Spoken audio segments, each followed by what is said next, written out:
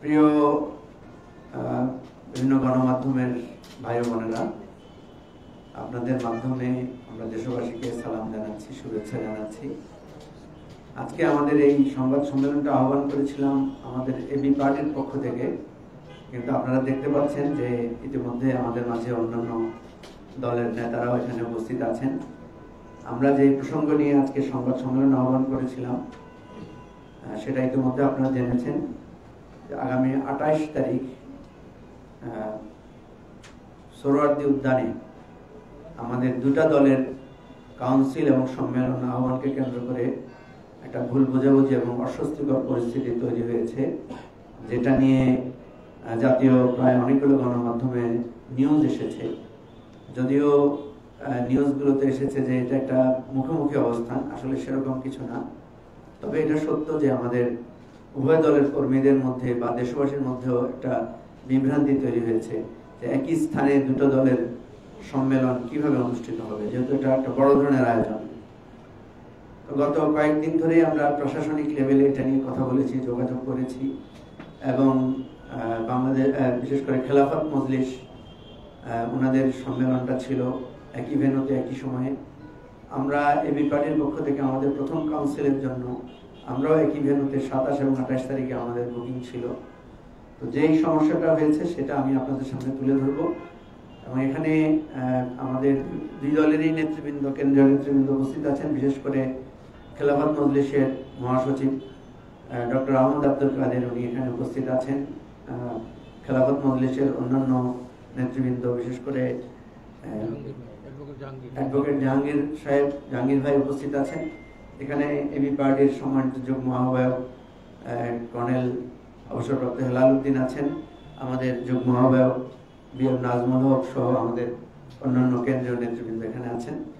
আর যিনি আজকে আমাদের দুই দলের মধ্যে এই আলোচনায় সমঝোতার জন্য আলোচনা করেছেন, ইসলামী আন্দোলন বাংলাদেশের অন্যতম প্রেসিডিয়াম সদস্য এবং উপদেষ্টা জনাব অধ্যাপক আশরাফ আলী আকন, উনি আছেন।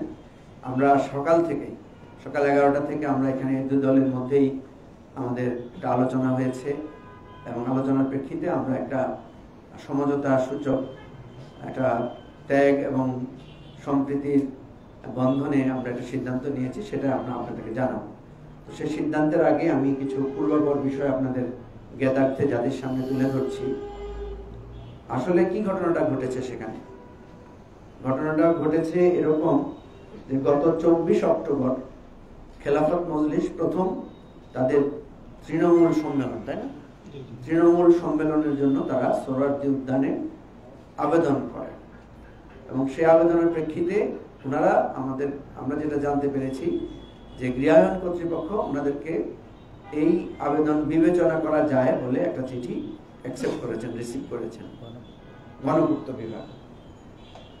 আমরা 18 নভেম্বর, 27 এবং 28 ডিসেম্বর আমাদের কাউন্সিল এবং সম্মেলনের জন্য আমরা আবেদন করি, এবং আমাদের আবেদনের প্রেক্ষিতেও গণপূর্ত বিভাগ জানায় যে এই মাঠ খালি থাকা শর্তে তারা আমাদেরকে বরাদ্দ দেওয়ার বিষয়টি তাদের বিবেচনাধীন। এরপরে তারা গত 2রা ডিসেম্বর চূড়ান্তভাবে আমাদেরকে একটা চিঠি দিয়ে জানায় যে আমাদের জন্য 27 এবং 28 ডিসেম্বর এবি পার্টির জন্য এই মাঠটি বরাদ্দ দেওয়া হয়েছে। ইতিমধ্যে আমরা বিভিন্ন সূত্রে জানতে পারি যে খেলাফত মজলিসও একই দিনে সোহরাওয়ার্দী উদ্যানে তাদের সম্মেলনের আয়োজন করেছেন, এবং তাদের পোস্টার আমরা দেখি। এমনকি আমরা সোহরাওয়ার্দী মাঠের মুখে একটা গেট দেখি, যেখানে 28 ডিসেম্বর সম্মেলনের জন্য একটা গেট লাগানো হয়েছে। তো এই বিষয়টা জানার পরে আমরা গৃহায়ন কর্তৃপক্ষের সাথে যোগাযোগ করি, গণপূর্ত বিভাগের সাথে যোগাযোগ করি যে আপনারা আমাদেরকে বরাদ্দ দিয়েছেন, আবার খেলাফত মজলিসকে একই দিনে কিভাবে বরাদ্দ দিলেন? কারণ আমাদের তো বড় অনুষ্ঠান, খেলাফত মজলিসের অনেক বড় অনুষ্ঠান। তো ওনারা আমাদেরকে জানান যে খেলাফত মজলিসকে কোনো বরাদ্দ দেওয়া হয় নাই, এটা আপনাদেরকে বরাদ্দ দেওয়া হয়েছে। তো বিষয়টা একটু বিব্রতকর এবং বিভ্রান্তিকর হওয়ার কারণে আমরা খেলাফত মজলিসের সাথে যোগাযোগ করি। খেলাফত মজলিস আমাদেরকে দেখায় যে ওনাদেরকে এরকম একটা চিঠি দেওয়া হয়েছে এবং ওনারা সেখানে টাকাও জমা দিয়েছে। আমরা দেখলাম যে আমাদেরকে টাকাও জমা দেওয়া হয়েছে, টাকা বরাদ্দ পত্র দেওয়া হয়েছে, আবার ওনাদেরকেও টাকা জমা নেওয়া হয়েছে। বাস্তবে আমরা যে জিনিসটা পেলাম সেটা হচ্ছে যে খেলাফত মজলিসকে তারা যে চিঠি দিয়েছে সেখানে চূড়ান্ত বরাদ্দের অনুমতিটা দেয় নাই, কিন্তু তাদের কাছ থেকে টাকা বরাদ্দ নিয়েছে, টাকা জমা নিয়েছে। আর আমাদের কাছ থেকে টাকাও জমা নিয়েছে, চূড়ান্ত বরাদ্দ পত্র দিয়েছে। এরকম একটা পরিস্থিতিতে পত্রপত্রিকায় আপনারা দেখেছেন গত 2 দিন ধরে এই নিউজটা এসেছে যে একই মাঠে দুটো সম্মেলন, এবং এটা নিয়ে খুবই একটা স্পর্শকাতর আলোচনা সব জায়গায় হচ্ছে। একটা বন্ধু প্রতিম দুটো সংগঠনের মধ্যে এটা নিয়ে যথেষ্ট ভুল বোঝাবুঝি সৃষ্টি হওয়ার একটা অবকাশ তৈরি হয়েছে। আমরাও পোস্টার ছাপিয়ে ফেলেছি, পোস্টারের অনুমোদন হয়েছে, আমাদের ডিজাইন হয়েছে, আমাদের দেশ বিদেশ থেকে লোকেরা বাংলাদেশে আসার জন্য আমরা সব আয়োজন শেষ করেছি। আমাদের সমস্ত অতিথিরা দাওয়াত পেয়েছেন এবং আমরা আমাদের প্রস্তুতির প্রায় 80% আমরা ইতিমধ্যে সমাপ্ত করেছি। একইভাবে খেলাফত মজলিসও তাদের প্রায় আরো একটু বেশি তারা আর একটু বেশি প্রস্তুতি তারা সম্পন্ন করেছেন। এরকম একটা পরিস্থিতিতে আসলে আমাদের কোনো দলের পক্ষেই এই একটা কর্মসূচি পরিবর্তন করা আমাদের জন্য খুবই কষ্টদায়ক, খুবই অসম্ভব একটা ব্যাপার। আরো একটা কঠিন ব্যাপার এখানে আছে, সেটা হচ্ছে আমাদের উভয় দলেরই অ্যাজ পার কনস্টিটিউশন এই কংগ্রেস সম্মেলনটা 2024 সালের মধ্যে করতে হবে। তো 28 তারিখ মানে এরপরে কিন্তু আর এই বছরও নাই, মাস তো শুধু শেষ না, বছরও শেষ। তবে এরকম একটা জটিলতার মধ্যে আমরা উভয় পক্ষ খুবই অসুবিধায় পড়ি। আমাদের আরেকটি দলের আমাদের রাজনৈতিক বন্ধু আমাদের শরীফ আশরাফ আলী আকন সাহেব, উনিও আমাদের সাথে আলোচনা করেন যে কিভাবে এটা সমাধান করা যায়।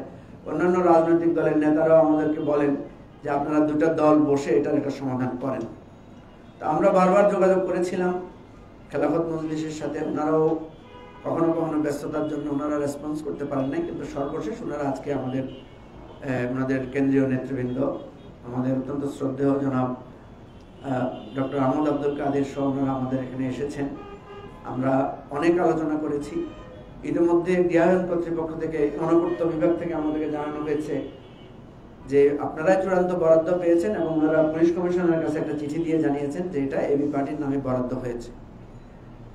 তো এখন এরকম একটা উদ্ভূত পরিস্থিতিতে আমরা মনে করি যে দুটো রাজনৈতিক দলকে এইভাবে মুখোমুখি একটা অস্বস্তিকর পরিস্থিতিতে ঠেলে দেওয়ার পেছনে এই গণপূর্ত বিভাগের একটা বিরাট গাফিলতি আছে। একটা দল আবেদন করার পর আরেকটা দলকে আবেদন গ্রহণ করা এবং টাকা গ্রহণ করা দুটো দলের কাছ থেকে, এবং চূড়ান্তভাবে একটা দলকে অনুমোদন দেওয়া, এই যে একটা পরিস্থিতি তৈরি হয়েছে আমাদের মধ্যে, এটা আমাদের দুটো দলেরই এখানে কোনো ব্যাড ইন্টেনশন বা আমাদের কোনো ত্রুটি আমরা দেখি না। ত্রুটিটা করেছেন মূলত গণপূর্ত কর্তৃপক্ষ, এবং সেখানে আবার পুলিশ কমিশনারকে চিঠি দেওয়া মানে হচ্ছে এটা একটা আইন আদালতের দিকে যাওয়া। এবং আমরা যদি এখন দুই পক্ষই সেখানে আমাদের রাইটস নিয়ে আমরা ফাইট করি, তাহলে এটা আদালতেও করাতে পারে, এমনকি এখানে 144ও দিয়ে দেওয়ার পরিস্থিতি ওনারা হয়তো তৈরি করবেন। আমরা বলতে চাই না এটার পেছনে কোনো ষড়যন্ত্র আছে কিনা, কিন্তু আমরা দেশবাসীকে এটা জানাতে চাই যে রাষ্ট্রীয় একটা প্রতিষ্ঠান যদি এতটুকু দায়িত্বপূর্ণ আচরণ না করেন রাজনৈতিক দলগুলোর সাথে, এটা খুবই দুঃখজনক। আমরা এ ব্যাপারে কোনো কঠোর কথা বলতে চাই না, আমরা সংশ্লিষ্ট কর্তৃপক্ষের দৃষ্টি আকর্ষণ করতে চাই। আমি গণপূর্ত বিভাগের ঊর্ধ্বতন যারা দায়িত্বে আছেন তাদের কাছে এই বিষয়টা দৃষ্টি আকর্ষণ করেছি। বর্তমান যে অন্তর্বর্তীকালীন সরকার, তারা আমাদেরই সমর্থিত সরকার, কিন্তু অ্যাডমিনিস্ট্রেটিভ লেভেলে যে অবহেলা এবং যে ইনএফিসিয়েন্সি আমরা দেখলাম, এটা অত্যন্ত দুঃখজনক। তো আমরা আজকে সকাল থেকে দীর্ঘ আলোচনা করেছি, এবং আমাদের পলিটিক্যালি সিনিয়র জনাব ডক্টর আহমদ আব্দুল কাদের, উনি অসুস্থ ছিলেন, আপনারা জানেন, উনি দেশের বাইরে গিয়েছিলেন, চায়না সরকারের রাষ্ট্রীয় আমন্ত্রণে উনি সম্প্রতি দেশে ফিরেছেন। আমাদের সাথে লম্বা আলোচনা হয়েছে। আলোচনা হওয়ার পর ওনারা আমাদেরকে রিকোয়েস্ট করেছেন যে আপনারা বরাদ্দ পেয়েছেন, আপনাদের অধিকার অবশ্যই বেশি, তারপরেও আমরা আপনাদের কাছে অনুরোধ করছি যে আপনারা যদি আপনাদের অনুষ্ঠানটা একটু পিছিয়ে নিতে পারেন, তাহলে আমরাও করতে পারি, আপনারাও করতে পারেন। আমাদের এত প্রস্তুতির পরও একটা অনুষ্ঠান পিছিয়ে নেওয়া এটা আমাদের জন্য খুবই কষ্টকর, এবং আমাদের বিরাট একটা আর্থিক ক্ষতির চ্যালেঞ্জ আমাদের আছে। তারপরে আমরা মনে করি যে রাজনৈতিক দলগুলো যদি একে অপরের প্রতি সহনশীল না হয়, একে অপরের প্রতি যদি শ্রদ্ধাশীল না হয়, একে অপরের সমস্যায় যদি ব্যথিত না হয়, সহমর্মী না হয়। মিনার ভাই চলে আসেন। আমাদের আহ্বায়ক প্রফেসর ডক্টর আব্দুল ওয়াহাব মিনার এসেছেন। তো আমরা যদি একে অপরের প্রতি সহমর্মী না হই, তাহলে আমরা আজকে যে নতুন বাংলাদেশের কথা বলছি, আমরা যে বলছি যে আজকে আমরা নতুন রাজনীতির বন্দোবস্তের কথা আমরা যেটা বলছি, তাহলে মানুষ নিশ্চয়ই আমাদেরকে ভালো বলবে না। সেজন্য আমরা দীর্ঘ আলোচনা করেছি।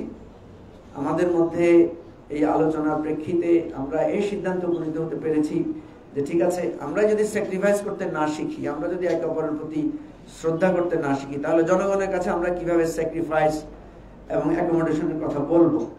তো সেই অনুরোধকে সামনে রেখে আমরা একমত হয়েছি আজকের প্রেস কনফারেন্সে আমরা উভয় দল একসাথে থাকবো, একসাথেই আমরা জাতির কাছে এই বিষয়টা তুলে ধরবো। আমরা এখানে কারো শাস্তির দাবি করছি না, যদিও আমাদের ব্যানারে লেখা আছে যে আমরা এটার সমাধানের দাবিতে আজকের অনুষ্ঠান। আমরা শুধু বলছি যে এই রাষ্ট্রটা অনেক রক্ত এবং কষ্টের বিনিময়ে তৈরি করা, আমাদের রাজনৈতিক জায়গাগুলো অনেক কষ্ট করে আমরা একটা রাজনৈতিক দল তৈরি করি। আমাদের রাজনৈতিক দলের জায়গায় যাতে আমাদের ছোটখাটো ভুল ত্রুটি নিয়ে আমাদের বিভেদ না হয়, কারণ আমরা আজকে পারতাম। উভয় দলে কিন্তু এখানে আপনি জানেন যে একটা ভিত্তি আছে, কারণ ওনারা আগে অ্যাপ্লাই করেছেন, ওনাদের কাছে টাকাটা জমা নেওয়া হয়েছে, এটা একদম স্ট্রং ওনাদের এভিডেন্স আছে। ঠিক আমাদের কাছে আমরা টাকাও জমা দিয়েছি, আমরা অ্যাপ্লাইও করেছি এবং আমরা চূড়ান্ত অনুমোদনও পেয়েছি। ইভেন পুলিশ ক্লিয়ারেন্সও আমাদের কাছে আছে। ইভেন গণপূর্ত মন্ত্রণালয় থেকে আমাকে ফোন করে জানানো হয়েছে যে আপনাদের রাইটস এস্টাবলিশড, আপনারা প্রোগ্রাম করেন, আমাদের যত ধরনের সাপোর্ট দরকার আমরা দিব। কিন্তু আমরা এই চ্যালেঞ্জটাতে যেতে চাই নাই। আমরা এই আলোচনাটা করেছি এবং আমরা মনে করেছি দেশবাসীর কাছে এটা জানানো উচিত যে দেখেন, আমাদের উভয় পক্ষের কোনো ত্রুটি নাই, কারো না কারো ত্রুটির কারণে আজকে আমাদের মধ্যে এই দূরত্বটা, ভুল বুঝাবুঝিটা সৃষ্টি হওয়ার উপক্রম হয়েছে। আমরা আলোচনা করে এটা সমাধানে পৌঁছেছি। তো আমরা আপনাদেরকে ধন্যবাদ জানাই, শর্ট নোটিসে আপনারা এখানে এসেছেন। আমরা কৃতজ্ঞতা জানাচ্ছি খেলাফত মজলিসের নেতৃবৃন্দকে যে তারাও এখানে গো ধরে জেদাজেদি করে একটা পরিস্থিতি তৈরি করতে পারতেন, কিন্তু সেটাও তারা করেন নাই। অত্যন্ত আন্তরিক এবং সৌহার্দ্যপূর্ণ পরিবেশে আমরা আজকে বসে একটা সমাধানে পৌঁছতে পেরেছি। আমাদের দলের যুগ্ম আহ্বায়ক কর্নেল অবসরতে হেলালুদ্দিন উনি ছিলেন, আমাদের আহ্বায়ক অন্য কাজে একটু ব্যস্ত ছিলেন, এবং সর্বোপরি আলোচনার প্রেক্ষিতে আমরা তৃতীয় পক্ষ হিসেবে আমরা জনাব অধ্যাপক আশরাফ আলী আকন সাহেবকে আমরা বলেছি যে আপনি যে সিদ্ধান্ত দিবেন আমরা এই সিদ্ধান্ত মানব। উনি শেষ পর্যন্ত আমাদেরকে অনুরোধ করেছেন যে বৃহত্তর স্বার্থে আপনাদের দলের যেহেতু প্রথম দফা কর্মসূচি জাতীয় ঐক্য সৃষ্টি করা, এই ঐক্য রক্ষার স্বার্থে আপনারা আপনাদের অনুষ্ঠানটা পিছিয়ে নেন। তো আমরা গণপূর্ত বিভাগে যোগাযোগ করেছি এবং এরই মধ্যে আমাদের নেতৃবৃন্দ সেখানে গিয়েছেন। সেখানেও এক ধরনের নেগোসিয়েশন প্রসেসের মধ্য দিয়ে আমরা সিদ্ধান্ত নিয়েছি।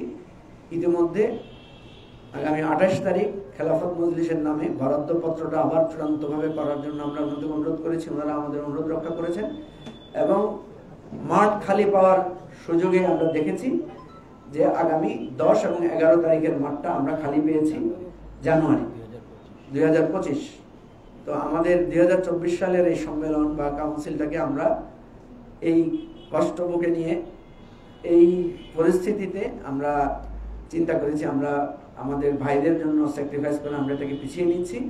আমাদের জাতীয় কাউন্সিল আগামী বেসিক্যালি 11ই ডিসেম্বর সোহরাওয়ার্দী উদ্যানে অনুষ্ঠিত, আগামী 11ই জানুয়ারি, দেখেন মুখ দিয়ে আসতেছে না কষ্টের কারণে, আগামী 11ই জানুয়ারি 2025 সোহরাওয়ার্দী উদ্যানে আমাদের জাতীয় কাউন্সিল অনুষ্ঠিত হবে। এই দুটি সিদ্ধান্ত আমরা নিতে পেরেছি। তো এখন আমি আমাদের উদ্দেশ্যে কিছু কথা রাখার জন্য অনুরোধ করছি খেলাফত মজলিসের সম্মানিত মহাসচিব জনাব ডক্টর আহমদ আব্দুল কাদেরকে। উনি বলার পরে একটু করে